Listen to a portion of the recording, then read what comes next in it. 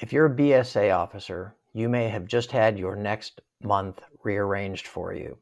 The Department of Justice just brought a bank fraud charge against a top producing loan officer and his assistant. First, we're going to concentrate on what this means for you, the BSA officer. And second, I want to state right at the outset that you are entitled to a presumption of innocence until proven guilty, so I make no assumptions or conclusions about the guilt or innocence of this loan officer and his assistant. The ramifications on you, the BSA officer, are independent of all of that. So let's take a look at what we got here. Let's take a look at the announcement from DOJ. The last names of our loan officers are Gallo and Elmas. Gallo and Elmas routinely misled mortgage lenders about the intended use of properties to fraudulently secure lower mortgage interest rates.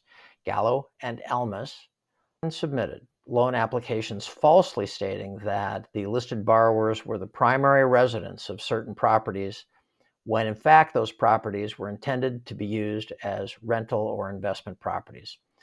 All right, so, and from the National Mortgage News, we get this. During this time, Gallo originated $1.4 billion in loans and was on National Mortgage News' top mortgage producers list for calendar year 2016 through 2020. There's a quote online that his production went down from 1.2 billion to 500 million in a single year. I can't speak to the veracity of any of those numbers, but let's just say the guy is a huge producer. So what's the fallout from this for BSA officers? You have a responsibility to avoid risks. And so now you're going to want to spot check your files for occupancy misrep.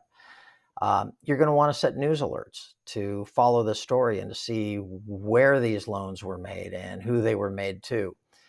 How many are involved? Geographically, where are they? This all falls under the category of customer due diligence.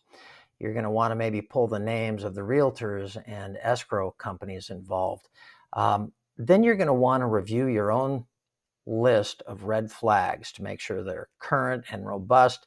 Things like unreasonable commute distances, things like somebody owns multiple properties, but they say that they live in the least expensive of those properties or the smallest. Maybe beachside condos represented to be owner-occ. And also check VRBO and Airbnb for your properties.